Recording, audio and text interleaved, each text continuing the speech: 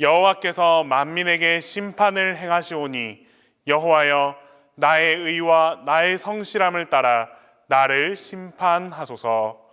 하나님은 영이시니 예배하는 자가 신령과 진정으로 예배할지니라.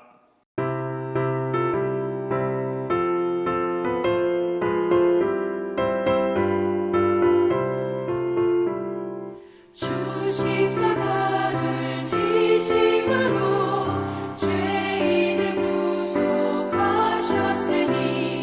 그 피를 보고 믿는 자는 주님의 진노 면하겠네.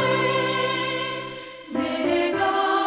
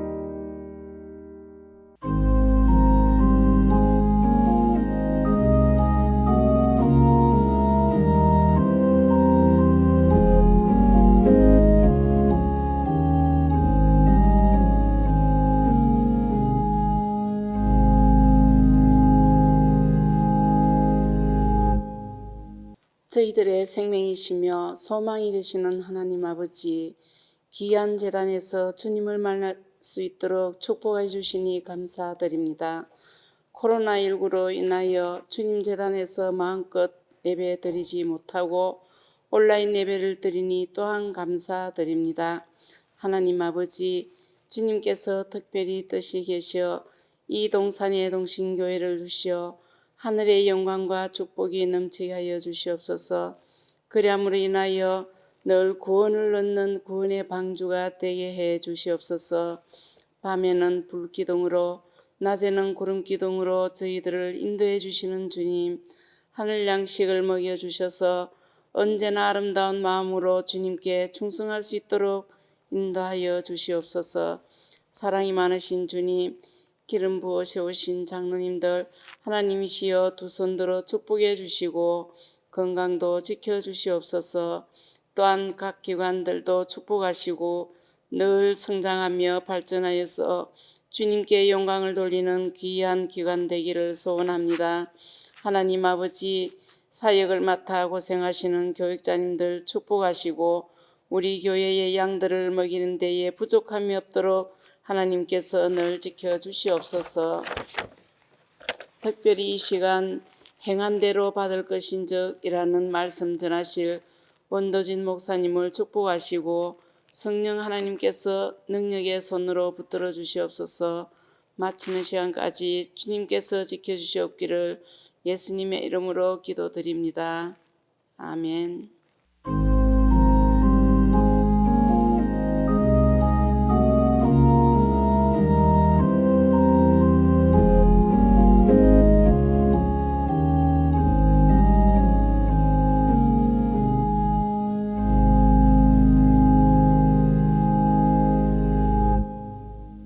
열두 예언자 네 번째 시간에 주신 하나님의 말씀은 오바댜 1장 15절에서 16절입니다.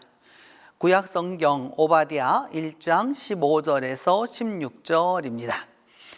여호와께서 만국을 벌할 날이 가까웠나니 내가 행한 대로 너도 받을 것인즉 내가 행한 것이 내 머리로 돌아갈 것이라. 너희가 내 성산에서 마신 것 같이 만국인이 항상 마시리니 곧 마시고 삼켜서 본래 없던 것 같이 되리라.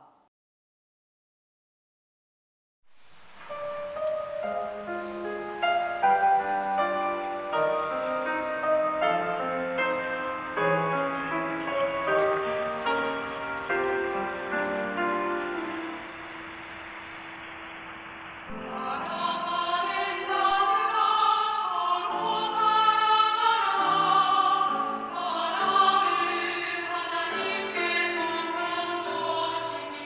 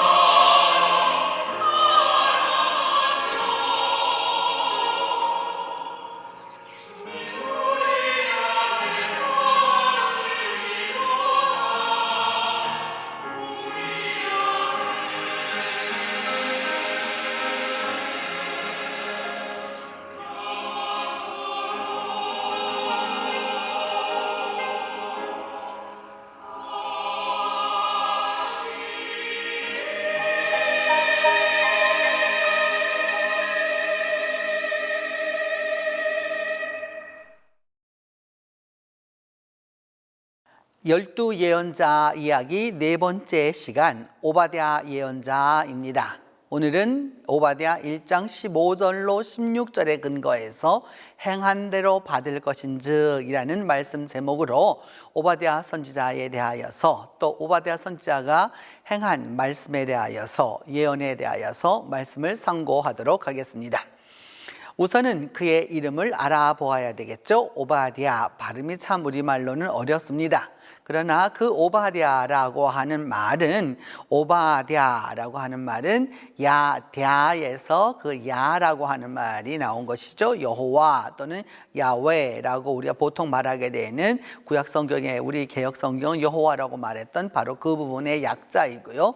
그 다음은 아바드라고 하는 말은 그 에베드라고 하는 말에서 온 것인데 사실은 그 원래는 아바드가 동사입니다. 이것이 봉사하다 또 종노릇하다. 그래서 그 에베드라고 하는 말로 합치게 되면은 아바드 이게 전부 합쳐져 아바드하고 야를 합치게 되면 여호와의 종이라고 하는 뜻이 됩니다. 그러니까 다른 사람도 아니고 그러니까 흔히 말하는 히브리어에서 말하는 엘이 아니고 그러니까 일반 신을 말하는 일반 명사가 아니라 고유 명사이죠. 이스라엘의 신은 곧 여호와이기 때문에 그 여호와의 종이라고 이름을 가지고 있었던 바로 그 선지자의 말씀입니다. 우리가 요엘 했었을 때 그 요엘이라고 하는 말에서도 여러분 그 요라고 하는 것도 역시나 그 여호와를 의미한다라고 이렇게 말씀드렸는데 오늘은 그래서 이 여호와의 종이라고 하는 이 이름을 가졌던 바로 그 오바댜 선지자의 말씀을 우리가 상고하도록 합니다. 그 오바댜 선지자는 에돔에 대하여서 선포한 또 말씀을 전한 바로 선지자입니다. 이 에돔이라고 하는 말은 어디서 왔느냐? 아담이라고 하는 말에서 왔습니다. 우리는 아담 하면 사람 그 아담을 이렇게 먼저 생각하지만 히브리어에서는 그렇지 않습니다. 아담이라고 하는 말은 본시 붓다라는 뜻입니다. 이렇게 붓다라고 하는 게 붉은 또는 빨간 또는 진홍 뭐 이런 데 쓰이는 말이기 때문에 그 말인 것이죠. 그래서 에돔이라고 하는 말인데 에돔은 이미 그 18왕조 시대에면은 지금 약 3,500년 전인데 이미 그때 무엇이라고 썼느냐 하면 이거 에돔이라고 하는 그 이돔이라고 하는 말을 이미 사용하고 있다라고 하는 그 이미 그 당시에 이런 단어가 이미 존재하는 것으로 우리는 그 성경을 통해서 성경 그 고고학적인 걸 통해서 알 수 있어서 에돔의 역사가 아주 오래되었다라는 것을 알 수 있습니다. 지금부터 2800여 년경에 그 당시에 이스라엘을 중심으로 보여주는 모습입니다. 빨간색은 블레셋이고요. 그 다음에 그 보라색은 모압이고요. 그 위에가 바로 암몬입니다.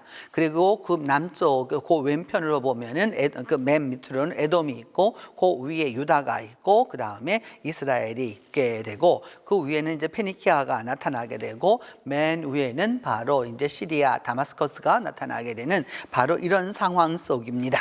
그러니까 유다는 굉장히 작아졌을 그런 상태이고 이스라엘의 북쪽의 10지파는 그 힘을 강하게 갖고 있었고 그 밑에 이 에돔이라고 하는 이 지역은 지금의 아카바마 안에 이르는 아주 굉장한 광대한 지역을 다스렸던 그 왕국이었습니다.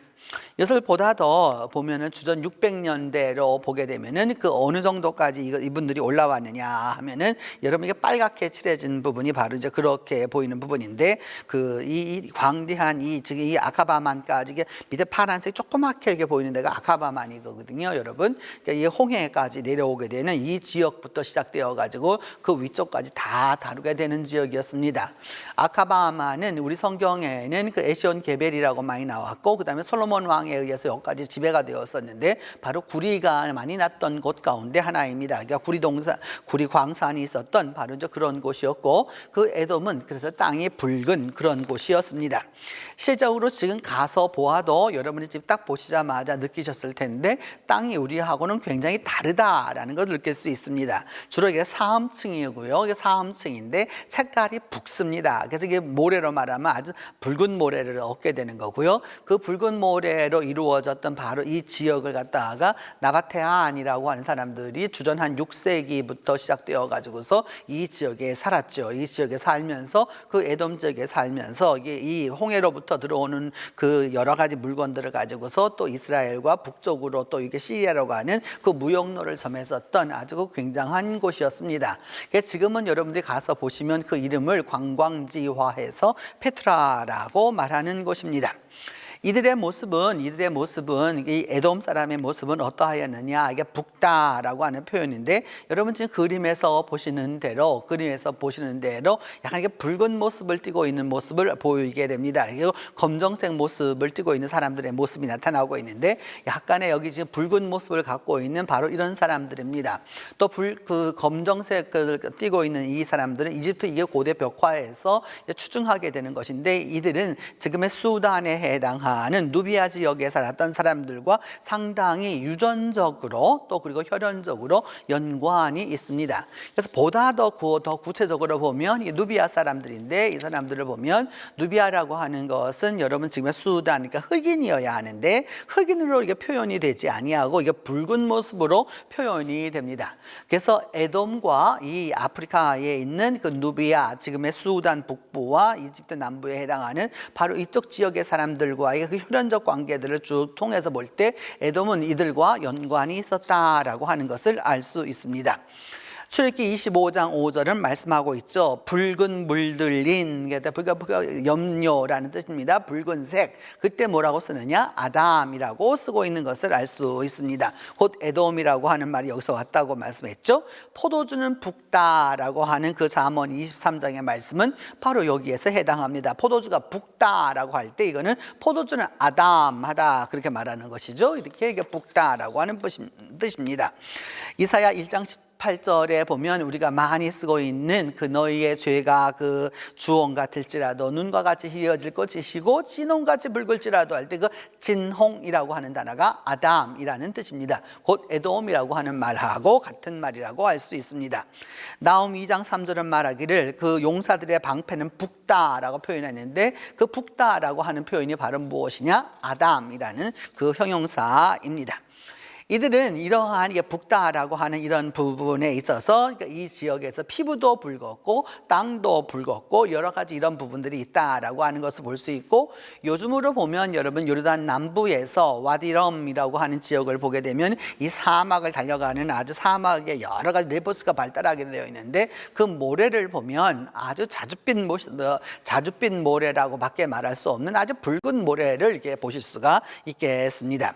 민수기 20장 18절에 보면은 그 이 에돔 왕이 이스라엘 역사를 볼 때 이제 드디어 그 애굽에서부터 나왔던 이스라엘 사람들이 이 에돔을 통과해 가지고서 쭉 해서 요단 동쪽으로 해서 올라가기를 원하였는데 그들이 그것을 막았던 것이죠. 그래가지고 에돔 왕이 말하기를 내가 칼을 들고 나가서 막을 거다라고 이렇게 말을 해서 그 길을 반대했었던 그런 이제 역사가 있었습니다. 이것은 지금 이스라엘 박물관에 남아있는 그 에돔의 여신의 모습입니다.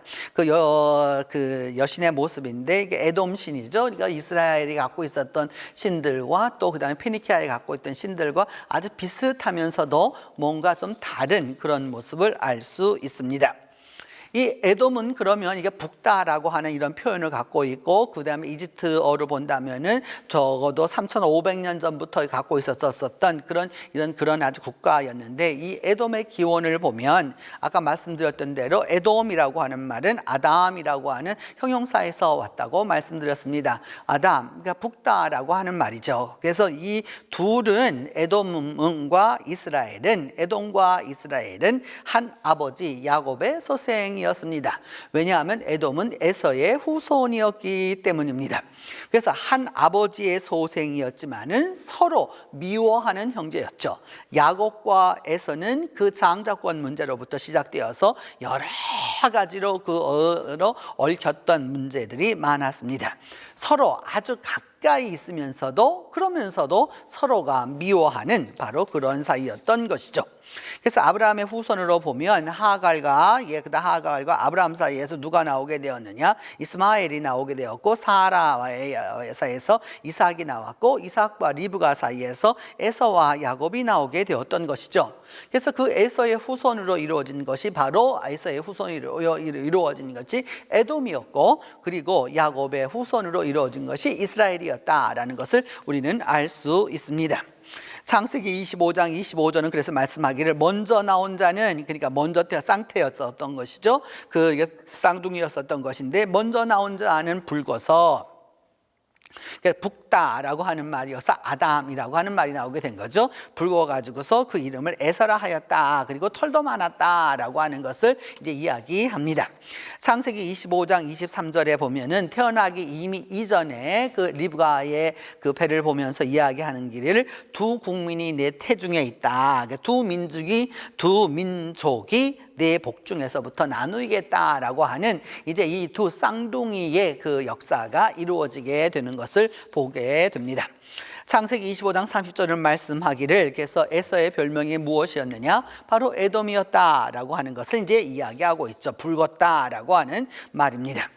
그 창세기 20장 41절에 보면은 그 아버지의 그 축복 기도를 빼앗겼었던 그 에서는 이야기합니다. 내가 내 아우 야곱을 죽일 거라라고 말하는 거죠. 장자권을 빼앗아간 그 동생, 가장 가까운 형제이지만 자기가 받아야 할 그 장자권을 완전히 몰래 빼앗아갔던 그 야곱을 형은 용서하기 어려웠던 것입니다. 창세기 36장 17절에는 그래서 그 에서의 아들들은 이러하다라고 쭉 얘기하면서 그 밑에 여러 족장들이 쭉 있어가지고서 이 에서의 후손들이 어떻게 펼쳐서 나갔는지를 이제 쭉 알려주게 되는 것이죠. 그래서 그들은 어디에 살았느냐? 바로 에돔 땅에 살았다라고 하는 것입니다.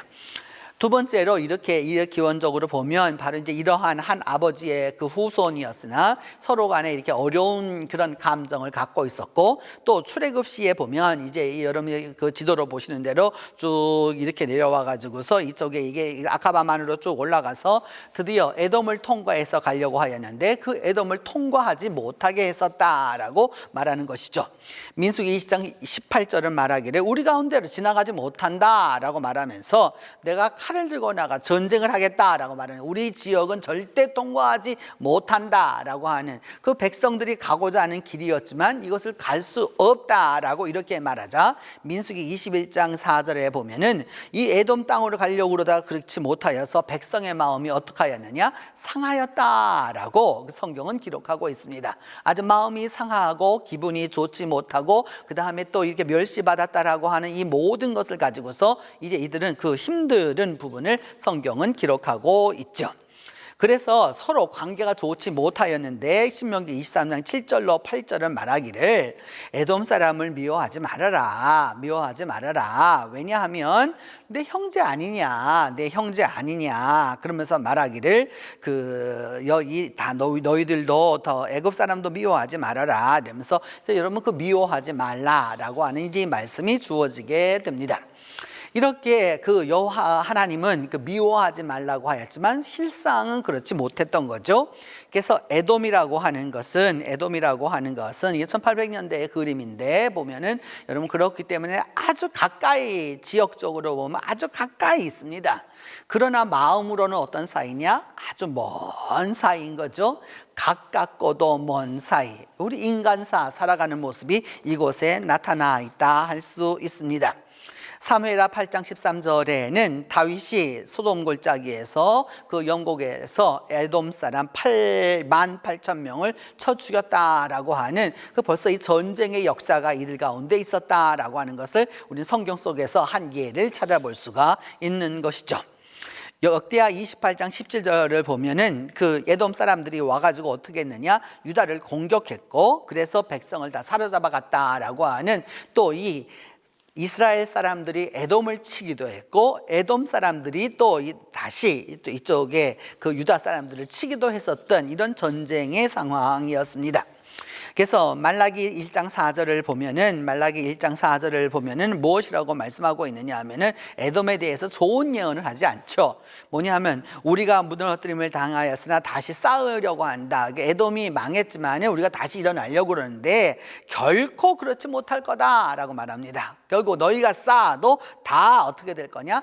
그 다 무너지게 될 거라라고 하는 말라기 예언자의 예언이 있게 되는 것입니다. 그러면서 이들이 가장 치명적으로 서로 미워하게 된 데에는 그 이유가 있습니다. 그것은 무엇이었느냐? 유다가 바벨론에 의해서 멸망하게 되었었을 때 바벨론에게 아주 절대적인 도움을 주었던 사람들이 누구였느냐? 바로 에돔 사람들이었습니다. 자기 그 조상적으로 찾아 올라가면 아주 먼 그 조상으로는 같은 형제의 후손이었지만 망하게 되었을 땐 나라가 이제 다 커져서 서로 간의 그 혈족적 개념들이 다 사라지고 나서는 뭐가 되었느냐? 오히려 저쪽에 망하는데 도움을 주었다라고 성경은 이제 이야기하고 있습니다. 시편 137편 7절은 그래서 이렇게 말하고 있죠.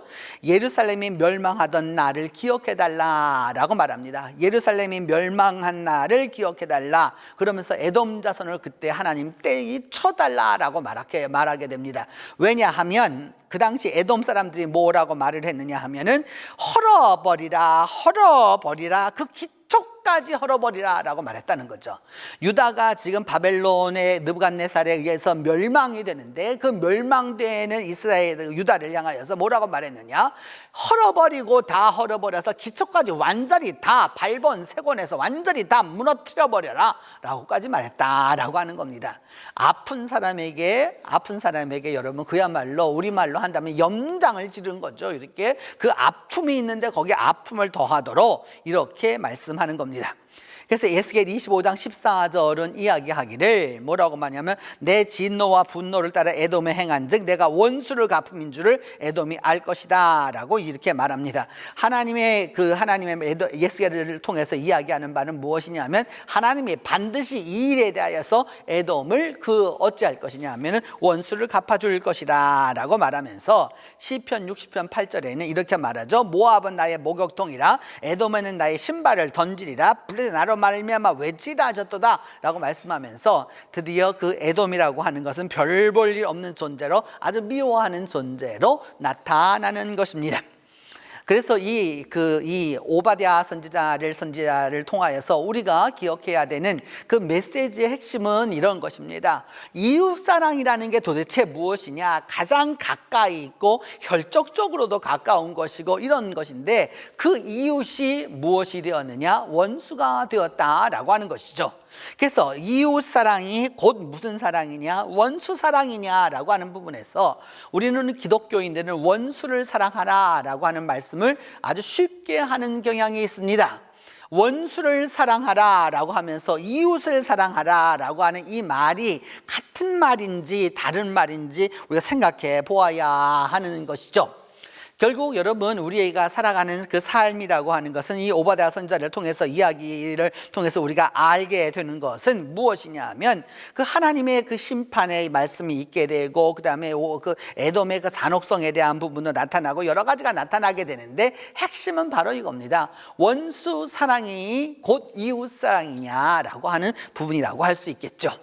그런 부분에서 여러분 이 에돔과 그 에서와 야곱이 한 형제였던 것처럼 형제라고 하는 것은 애증의 관계입니다.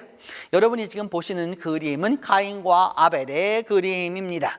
가인과 아벨의 그림을 보면서 여러분 그 연기가 쫙 올라가 제사를 드리게 되는 그 장면을 보게 되죠. 하나님께 드리는 그 제사에서 하나님이 여러분 다 아시는 대로 아벨의 것은 받았지만은 가인의 것은 받지 않아서 그 미움을 누구에게 풀었느냐? 결국은 가인이 아벨에게 풀었던 것이죠. 형제라고 하는 형제의 이야기의 첫 번째가 창세기 4장에 나오는 형제에 관한 이야기가 무엇으로 끝났느냐? 죽음이라고 하는 살인이라고 하는 것으로 끝난 것을 우리는 성경을 통해서 알 수 있습니다. 그래서 가인이 그의 아우 그 아벨을 쳐 죽였다라고 하는 것이 성경에 나타나는 형제 간의 이야기인 것이죠. 우리가 형제간에 우애해야 하고 형제간에 잘 지나기를 바라고 여러 가지 그런 모습들이 다 있는 것이지만 실제적으로 삶 속에 들어가서 보게 되면 서로 죽이지 못하는, 그래서 서로 죽여야만 하는, 또 그렇게 죽이려고 하는 그런 것들이, 이게 억압된 것들이 다 이게 표출되게 된다라고 할 수 있습니다. 더불어서 창세기 37장에 나오는 그 유명한 형제들 간에 여러분 그 불목하는 모습이 나타나게 되죠. 형들에게 주책 없이 말하는 그 요셉을 형들은 보고서 어떻게 하였느냐, 미워하고도 또 더욱 미워하였다라고 말하고, 창세기 37장 20절을 보게 되면은 그가 드디어 이제 세겜으로 오게 되어서 도단까지 도착하게 되었을 때 뭐라고 말하냐면, 자 죽이자라고 와가지고 이 얘기하는 겁니다. 그 죽이자라고 하는 사람이 여러분 나에게 해를 끼친 사람이 아니라 무엇이었느냐, 자기 형제였다는 겁니다. 근데 그 형제를 어떻게 하기로 만들었느냐, 죽이자라고까지 나갔던 것을 알 수 있습니다.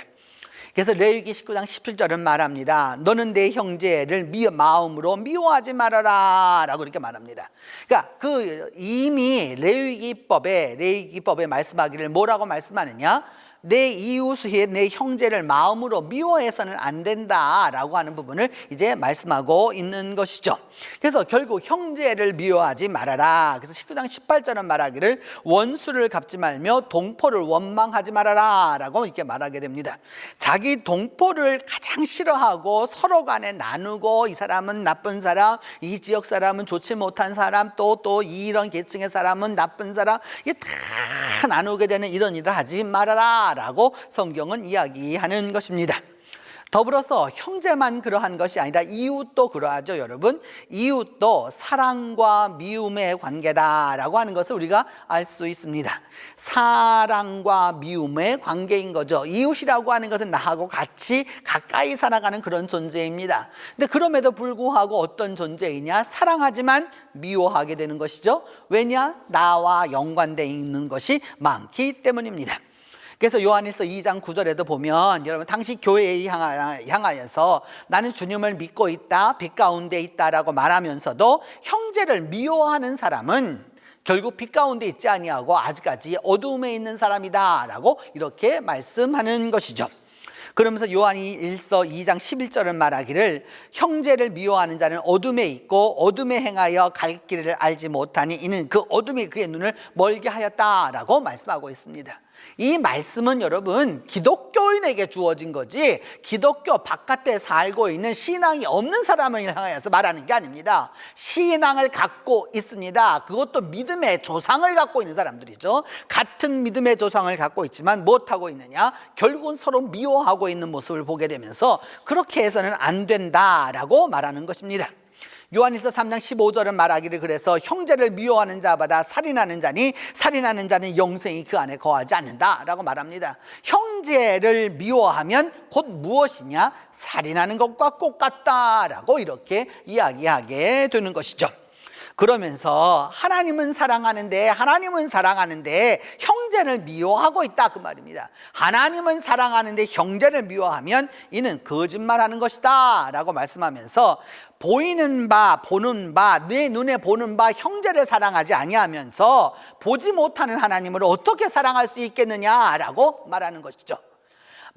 많은 이야기를 듣습니다. 저는 이렇게 여러 가지 이야기도 듣고 교역자들에게서도 듣고 또 그 다음에 또 여러 이게 집사들의 이야기도 듣고 이게 다른 교회 이야기도 듣고 여러 가지 이야기를 듣습니다. 얼마 전에도 한번 저 얘기를 들었어요. 이렇게 들었는데 뭐냐 하면 저보고 그 교회에 와서 좀 집회를 좀 해달라는 겁니다.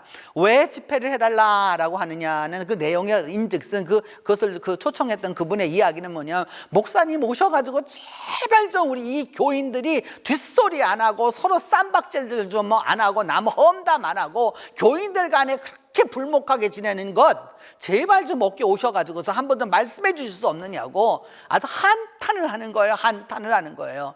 교회 100날을 다니면 무슨 소용이 있습니까 여러분? 1000날을 다녀도 무슨 소용이 없고 40일 금식을 몇 번을 하는데 무슨 소용이 있습니까? 예배를 아무리 많이 드는데 무슨 소용이 있습니까? 보이는 바 형제를 사랑하지 않으면서 그래도 주일날에 나와가지고 그 입을 가지고서 찬송한다? 하나님이 받으실 것 같습니까? 하나님이 받을 거라고 착각하고 있는 거죠. 오늘 성경은 말하기를 보는 바 형제를 사랑하지 않으면서 어떻게 보이지 않는 그 하나님을 사랑하겠느냐라고 말씀하고 있는 것이죠. 그만큼 형제의 사랑이 쉽지 않습니다, 여러분. 여러분이 지금 보시는 그림은 아주 오래된 그 사랑 이야기죠. 로미오와 줄리엣의 바로 이야기입니다. 이 로미오와 줄리엣이라고 하는 이 두 연인은 아주 서로 사랑을 했죠. 사실은 3일 3야의 이야기입니다. 3일 동안의 이 이야기의 모든 것이 이렇게 이제 벌어지게 되는 것이죠. 그래서 그 이태리에 있는 그 베로나라고 하는 한 도시에서 두 가문이 원수로 살았습니다. 이들이 다 양쪽 가문 다 어땠느냐? 하나님을 아주 잘 믿는 가문이었습니다. 그래서 이 둘이 너무도 좋아했죠. 근데 둘은 너무 좋아했으나 둘의 가문은 서로 원수지간이었습니다. 그 원수지간이어서 결국은 어떻게 되었느냐? 로미오가 추방을 당하고 줄리엣이 시모님이 만들어주는 가사상태의 약을 먹고서 드디어 그 죽어서 장례를 치르게 됩니다. 그 장례를 치르고 나자 그래서 장례 무덤 안에 듣자 그래서 로미오는 이 소식을 듣고 달려옵니다. 그래서 줄리엣이 죽었다는 것을 알게 되는 거죠. 그래서 줄리엣이 죽었다는 걸 알게 되어서 결국 뭐냐 하면 그 줄리엣이 현재는 약을 먹고 가사상태이지만 로미오는 모르기 때문에 자살합니다. 그게 자살하는 거죠. 이렇게 자살해서 죽고 그 다음에 그 밑에 있는 그림은 여러분 바로 이제 다시 깨어난 그 줄리엣이 로미오 앞에서 자살하는 장면입니다. 그래서 그 다음날 아침 어찌 되었느냐? 양쪽에 로미오와 줄리엣이 다 죽게 되어서 한날의 장례를 치르게 되는 것이죠. 그 장례를 치르면서 이제 드디어 두 가문은 이 두 생명이 다 떠나고 난 다음에서야 서로 화해하게 되는 것이죠. 우리가 기억해 두어야 하는 것이죠. 주님의 말씀을 기억하면서 하나님의 온전하심이라고 하는 것은 원수되었던 우리를 다 아들을 죽이면서까지도 사랑하셨던 그 사랑을 생각할진데 하나님의 그 온전하심으로 들어가야 하는 것이죠. 바로 이 온전하심을 따라가는 것이 신앙입니다. 다른 말이 필요 없습니다. 하나님 안에서 사랑해야 하고 그리고 사랑함으로 하나님의 그 온전하심으로 나아갈 수 있는 것이죠.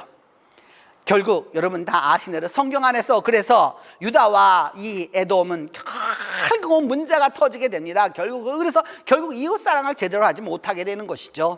그래서 예수님 말씀하는 바가 뭐냐? 이웃 사랑하라고 말씀하시는 거예요. 결국 여러분 신앙이라고 하는 것은 이웃을 사랑하는 겁니다. 어떻게? 내 자신처럼. 그 이웃이 어떤 일을 했느냐 안 했느냐 나하고 뭐가 어떠냐 감정이 뭐가 어떠냐 그런 이야기 이제 그만하고 하나님 안에서 사랑하는 거예요. 원수도 사랑할진데 못 사랑할 일이 무엇이 있습니까? 사랑해야 역사가 일어나는 거예요. 사랑하지 아니하면 결국 어떻게 될 것이냐? 그 옛날 것을 가지고 계속해서 반복하고 또 반복해서 다툼을 일으키면 결국 망할 것입니다. 망하기를 원하십니까? 원수 사랑이란 내게 그만큼 상처가 많이 주어져 있다는 거예요. 그렇기 때문에 우리가 사랑하는 거죠. 원수라고 하는 것은 내게 주신 하나님이 기회입니다. 하나님의 용서를 하나님의 온전하심을 이룰 수 있는 기회인 것이죠. 주님 안에서 이웃사랑이 무엇인지 분명히 알아야 하는 것이죠. 에돔에 대하여서 그 선포하였던 이 수많은 예언들을 보면서 여러분이 다시는 기억해 두어야 합니다. 우리는 하나님의 사람들입니다. 하나님의 온전하심과 같이 우리도 온전해야 하는 것이죠. 그 온전함은 사랑을 통해서 이루어지게 된 것입니다. 기도합니다. 하나님 아버지, 오늘도 주님의 은혜 가운데 우리가 살아가고 있습니다. 그러면서도 나와 가장 가까운 자를 사랑하지 못하고 나와 가장 가까이 있는 이를 사랑하지 못하고 오히려 미워하고 오히려 그러하면서 원수 맺고 살아가는 우리의 삶을 용서하여 주시고 이제라도 형제를 사랑하고 형제를 사랑함으로 하나님을 사랑해서 하나님의 온전하심에 이르도록 도와주옵소서. 우리 주 예수 그리스도의 이름으로 기도합니다.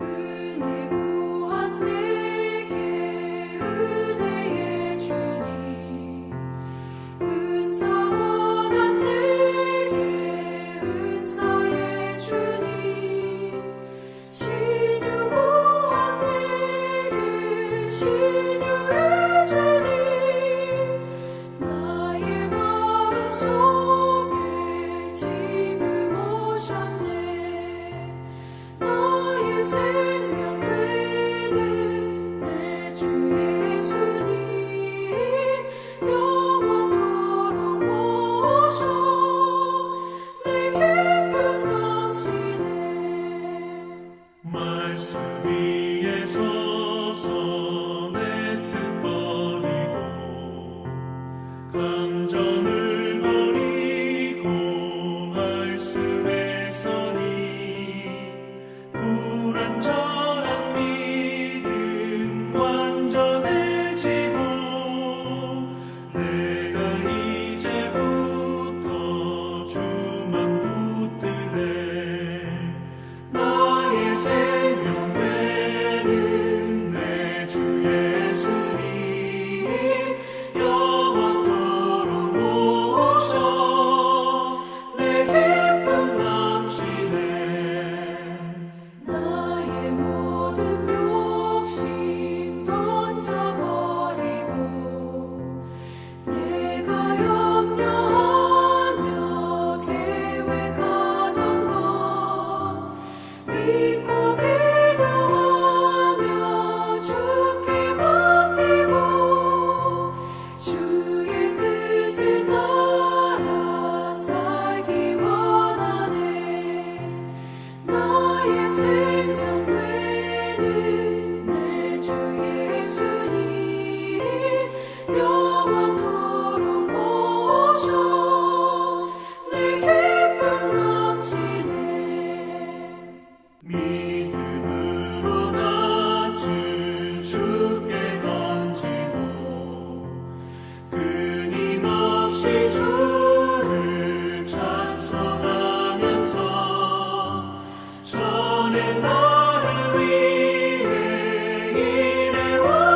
일해왔으나 이젠 주만 위해 힘써 일하리 나의 생명 되는 내 주 예수님 영원토록 오셔 내 기쁨 넘치네 나의 소망 되는 구주 예수님 이 세상에 다시 강림하겠네 나의 등불 밝혀 손에 들고서 기쁨으로 주를 맞이하겠네 나의 생명 되는 내 주 예수님